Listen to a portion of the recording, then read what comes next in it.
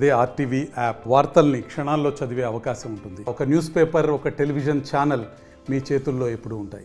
రేపు 13వ తారీఖున జరిగేటువంటి ఆంధ్రప్రదేశ్ రాష్ట్ర శాసనసభ పార్లమెంట్ ఎన్నికలు ఏవైతే ఉన్నాయో ఆంధ్రప్రదేశ్ రాష్ట్రంలో ఒక పెను సంచలనం సృష్టించబోతూ ఉన్నాయి. ఆంధ్రప్రదేశ్ రాష్ట్ర చరిత్రలో ప్రజలందరూ కూడా తెలుగు జాతి 5 కోట్ల మంది యావత్తు ఒకే పక్షాన వచ్చి తెలుగుదేశం, జనసేన, బీజేపీ కూటమికి పనిచేసి రికార్డు స్థాయిలో 175కి 160 సీట్లు రేపు ఆంధ్రప్రదేశ్ రాష్ట్రంలో గెలుచుకున్నటువంటి పరిస్థితి రేపు రాబోయేటువంటి ఎన్నికల్లో కనిపిస్తున్నటువంటి పరిస్థితి. రాష్ట్రం అంతా, తెలుగు జాతి అంతా కూడా ఏకకంఠంతో జగన్ విముక్తి ఆంధ్రప్రదేశ్ మా లక్ష్యం అనేటువంటిది ఈవేళ అందరి నోటిలోనూ కూడా వినిపిస్తున్నటువంటి పరిస్థితి. అందులోనూ కూడా పర్టికులర్గా పాలకొల్లు నియోజకవర్గం అంటే తెలుగుదేశం పార్టీకి అన్న ఎన్టీ రామారావు గారు పెట్టినప్పటి నుంచి ఈ రోజు వరకు కూడా కంచుకోట.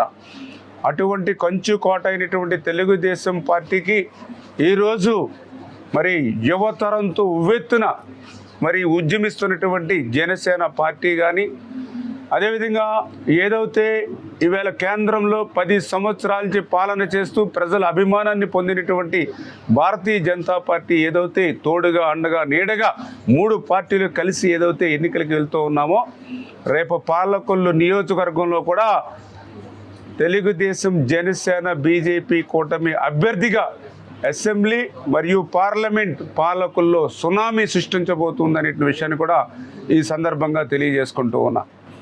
ఎందుకంటే ఈరోజు పర్టికులర్గా గత 60-70 రోజుల నుంచి మన పాలకొల్లు, మన రామానాయుడు ఇంటింటికి పాదయాత్రలో ప్రతి గడప తొక్కినప్పుడు, ప్రతి అవ్వను పలకరించినప్పుడు, ప్రతి గృహిణిని మరి పలకరించినప్పుడు, ప్రతి యువత, ప్రతి రైతు, మరి ప్రతి ఒక్కరూ కూడా నాతో కలిసి మాట్లాడుతూ ఉన్నప్పుడు వాళ్ళందరిలోని కూడా ఒకటే భావన కనిపిస్తూ ఉంది. ఏదైతే కష్టపడి పండించినటువంటి రైతు పంట పండించలేనటువంటి పరిస్థితి ఉంది.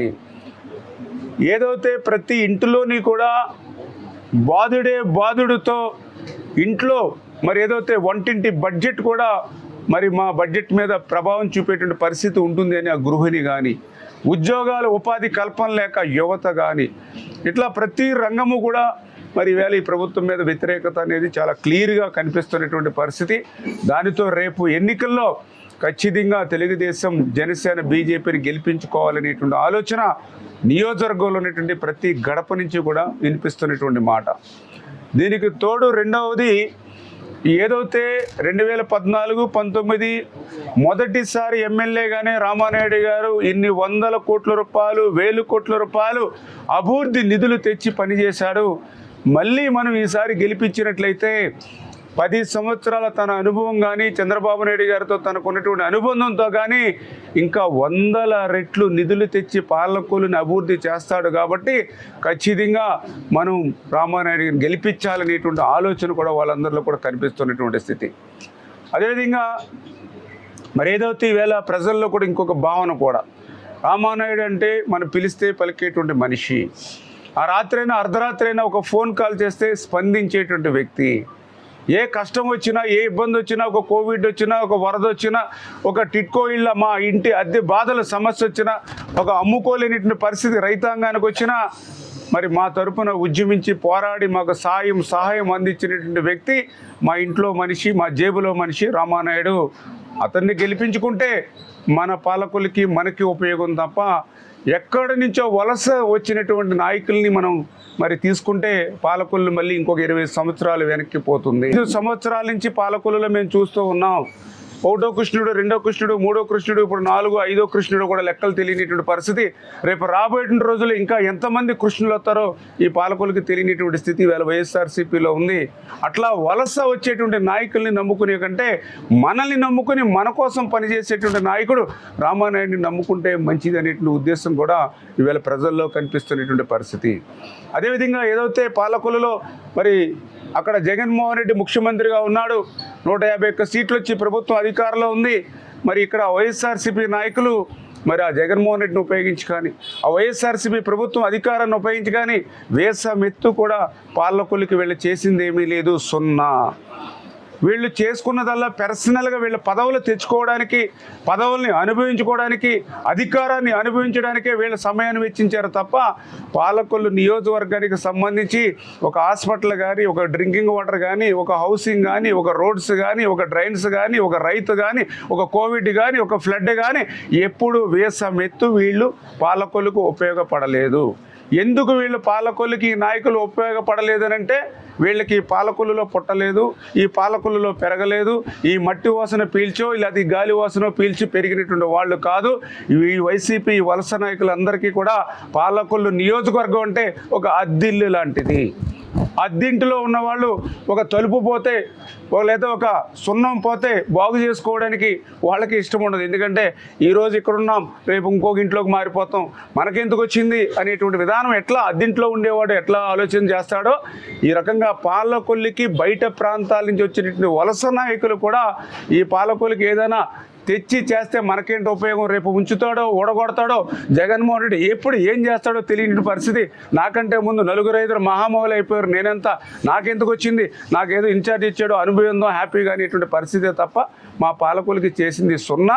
అందుకని ఇటువంటి అద్దిల్లు వలస నాయకుల్ని మేము ఆశీర్వదించమనేటువంటి పరిస్థితి కూడా ఈరోజు గ్రామాల్లో వార్డుల్లో తిరుగుతున్నప్పుడు అందరి నుంచి కూడా వస్తున్నటువంటి పరిస్థితి అని చెప్పి కూడా మరి ఈ సందర్భంగా తెలియజేసుకుంటూ మరి ఈ రకంగా రేపు పాలకొల్లు నియోజకవర్గంలో మరి 2024 మరి 13వ తారీఖున జరిగినటువంటి ఎన్నికల్లో పాలకొల్లు నియోజకవర్గం నుంచి తెలుగుదేశం, జనసేన, బీజేపీ బలపరిచిన అభ్యర్థిగా అసెంబ్లీగా నేను కానీ, అదేవిధంగా ఏదైతే నర్సాపురం పార్లమెంటుకు సంబంధించి మరి తెలుగుదేశం, జనసేన, బీజేపీ బలపరిచిన అభ్యర్థి వర్మగా అఖండమైనటువంటి మెజారిటీతో పాలకొల్లుని గెలిపించి రాష్ట్రం అంతా కూడా పాలకొల్లు వైపు చూసేటువంటి విధంగా ఆశీర్వదించడానికి ప్రజలందరూ కూడా సిద్ధంగా ఉన్నారు. దానికి ఉదాహరణే మొన్న జరిగినటువంటి నామినేషన్. ఏదైతే ఆ రోజు 19వ తేదీన మరి తెలుగుదేశం పార్టీ అభ్యర్థిగా, జనసేన, బీజేపీ బలపరిచినటువంటి అభ్యర్థిగా నేను నామినేషన్ వేయడానికి ఒక్క పిలిపిస్తే, మరి వేళ జనసేన, బీజేపీ నాతో పాటు పిలిపిస్తే మరి వేలాదిగా ఆ రోజు 19వ తారీఖున స్వచ్ఛందంగా సైకిళ్ళు వేసుకుని పెద్ద ఎత్తున మరి ర్యాలీ, ఒక ప్రవాహం లాగా మరి ఆ రోజు మరి ఉన్నటువంటి పరిస్థితి నేను కాదు, మీ మీడియా సాక్షిగా మరి ప్రపంచం అంతా కూడా చూసినటువంటి పరిస్థితి. మరి అదే వైఎస్ఆర్సీపీ పార్టీ అయితే పాపం ఎన్ని పాటలు పడ్డారో మీరు అందరూ కూడా చూశారు. ఏదైతే పాపం ఆ నామినేషన్ దగ్గర మరి పాలకొల్లు నియోజకవర్గమే కాదు, పాపం ఇతర నియోజకవర్గాల నుంచి కూడా మరి ఏ రకంగా వాళ్ళు తీసుకురావడానికి పాపం ఎన్ని ప్రయత్నాలు చేసుకున్నారో మన అందరికీ తెలుసున్నటువంటి పరిస్థితి. ఏ రకంగా ప్రలోభాలు పెట్టినా మరి ఎక్కడ కూడా ఆ సీరియస్నెస్ కానీ, ఆ ఇంట్రెస్ట్ కానీ ఎక్కడ కూడా పబ్లిక్లో కనపడలేదు. ఆ వైఎస్ఆర్సీపీ నామినేషన్ రోజున అనేది కూడా ఈవేళ నేను చెప్పడం కాదు, ఈవేళ మీడియా మిత్రులు, అదేవిధంగా థర్డ్ పర్సన్స్ చెప్తున్నటువంటి పరిస్థితి. ఇంకా ఇప్పటికీ కూడా పాపం ఆ నామినేషన్కి సంబంధించినటువంటి ఖర్చులకి ఇంకా వాళ్ళే తలకిందులు అవుతూ పాపం ఆఫీసుల్లోనే మరి ఇబ్బందులు పడుతున్న పరిస్థితి అని చెప్పి మరి ఆ వైఎస్ఆర్సీపీ మిత్రులే చెప్తున్నటువంటి పరిస్థితి. చేత ప్రజలకి రేపు పాలకొల్లులో జరిగేటువంటి ఎన్నిక ప్రజాబలానికి, ధనబలానికి మధ్య జరుగుతుంది.